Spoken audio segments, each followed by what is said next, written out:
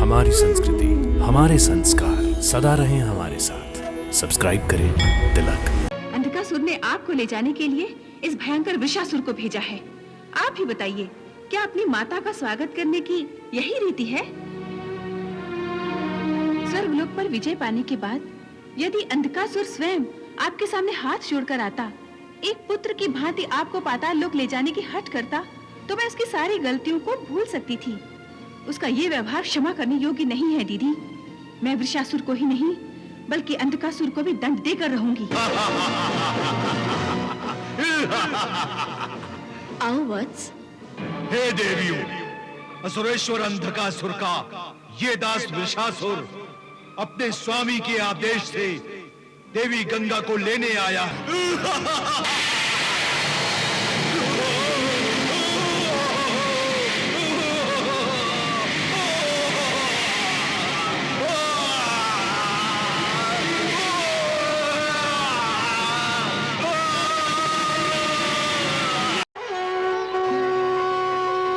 दीदी, आपके आगमन से स्वर्गलोक में एक दिव्य प्रकाश फैला हुआ था, परंतु अंधकासुर की स्वर्गलोक पर विजय से उस पर अंधकार सा छा रहा है।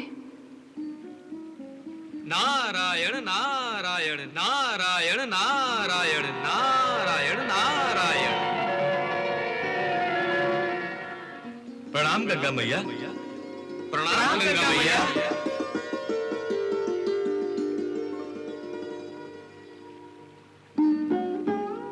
कहाँ चले गए थे आप सब?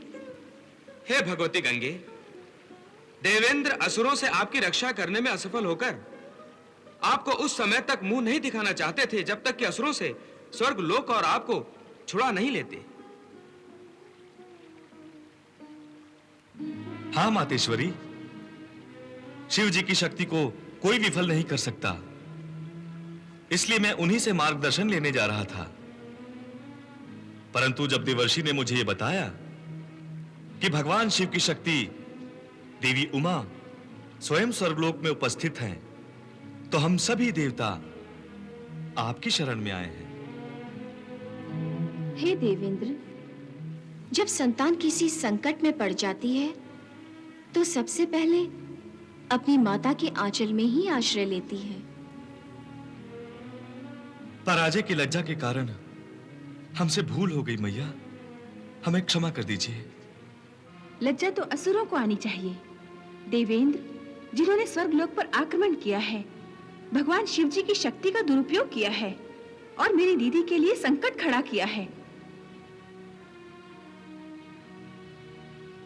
परंतु अपनी शक्ति के घमंड में वो ये भूल गए कि मैं भोलेनाथ की अर्धांगिनी हूँ, उनकी उग्र शक्ति हूँ।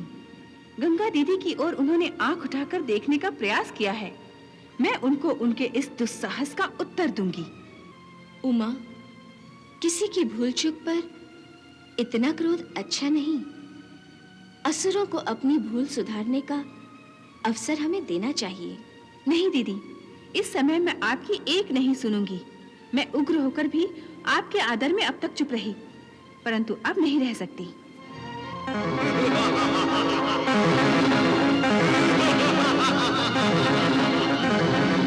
वो देखिए,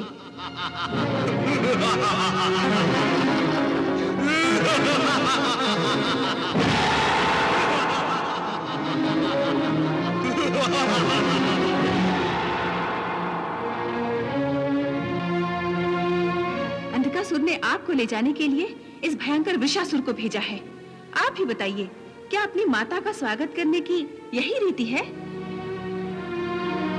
स्वर्गलोक पर विजय पाने के बाद यदि अंधकासुर स्वयं आपके सामने हाथ जोड़कर आता, एक पुत्र की भांति आपको पाताल लोक ले जाने की हठ करता, तो मैं उसकी सारी गलतियों को भूल सकती थी। उसका ये व्यवहार क्षमा करने योग्य नहीं है दीदी। मैं वृषासुर को ही नहीं बल्कि अंधकासुर को भी दंड देकर रहूंगी। उमा, मेरे विचार से तुम भूल गई हो कि महादेव शिव जी ने अंधकासुर को वरदान में अमोघ शक्ति प्रदान की है। वो इस शक्ति का प्रयोग अवश्य करेंगे। यदि तुम इस शक्ति का विरोध करोगी तो शिव जी का अपमान होगा। नहीं होगा दीदी, मैंने आपको पहले ही बता दिया था कि इस संबंध में मैंने शिवजी से पहले ही आज्ञा ले ली है। हे भगवती गंगे, देवी उमा ठीक कह रही है। उमा देवी स्वयं शिवजी की शक्ति का ही रूप है, और यदि भगवान शिव की दो शक्तियां टकराएं और जो शक्ति धर्म के मार्ग पर है वो जीते, तो इसमें शिवजी का अपमान नहीं होगा। हाँ मातेश्वरी, यदि धर्म हारा और असुर भगवान शिव के वरदान के बल पर स्वर्गलोक के अधिपति बने रहे, तो इसमें भगवान शिव का अपमान अवश्य होगा। इसलिए हे मातेश्वरी, हे गंगा मैया, इस समय माता उमा जो उचित समझ रही है वो करने दीजिए। इसी में हम सब की भलाई है। दीदी, आप मुझे आशीर्वाद नहीं देंगी?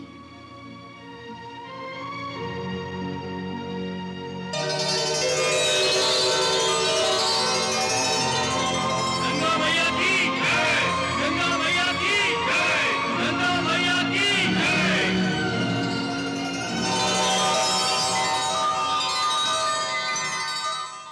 सेनापति प्राणहंता, वृषासुर अब तक लौट कर नहीं आया। देवी गंगा के दर्शन के लिए आप बहुत उत्सुक हो रहे हैं महाराज। वृषासुर अभी अभी तो गया है। अभी मुझे तो ऐसा लग रहा है कि मैं उसकी प्रतीक्षा युगों युगों से कर रहा हूं। सत्य है असुरेश्वर, प्रतीक्षा तो हम सब देवी गंगा की कर रहे हैं। हाँ प्राणहंता, और अब यह प्रतीक्षा समाप्त होने का समय आ गया है। गुरु शुक्राचार्य की मनोकामना पूर्ण करने का सौभाग्य मुझे मिला है। मैं धन्य हो गया हूं प्राणहंता, धन्य हो गया हूं।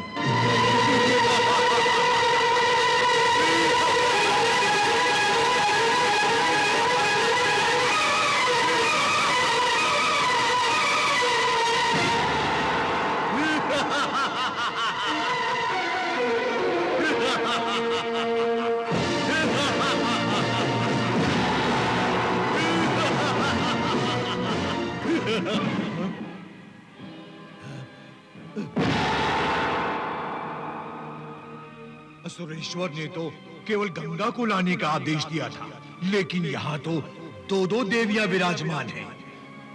दोनों एक से बढ़कर एक सुंदर हैं। सुंदरता भी ऐसी होती है, आश्चर्य। पाताल लोक में तो ऐसी सुंदरी कोई नहीं। तभी तो गंगा को देवता और असुर दोनों ही झपटना चाहते हैं। ये असुर आज अवश्य मेरे हाथों मारा जाएगा। नहीं उमा, क्रोध मत करो, उसे आने दो।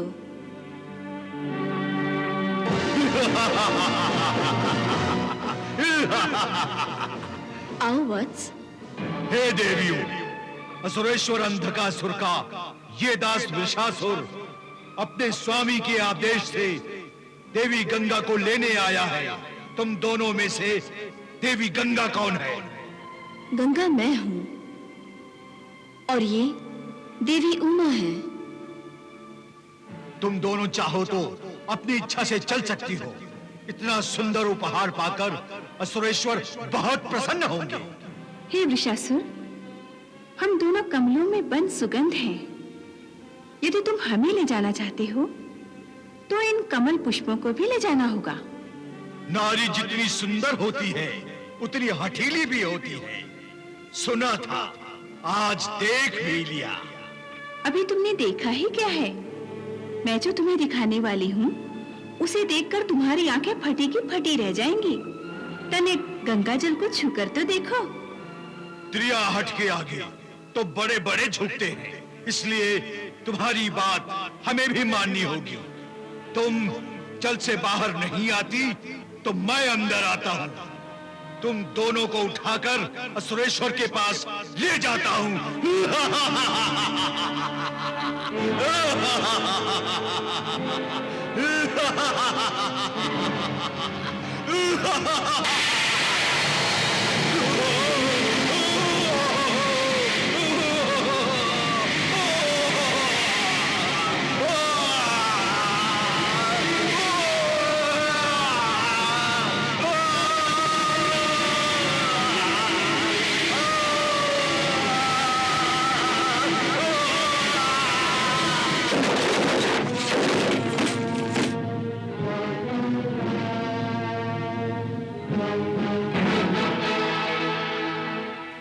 आश्चर्य है, इंद्रलोक में भी भूचाल।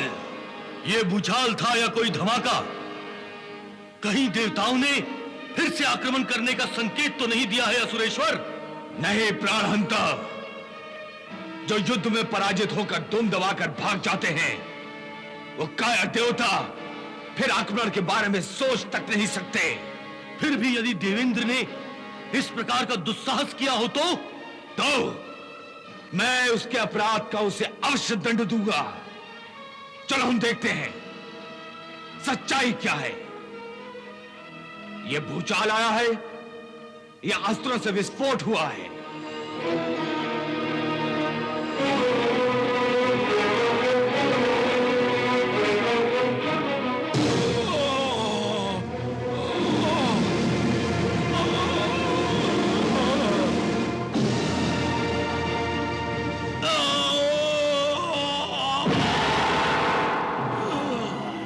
वृषासुर!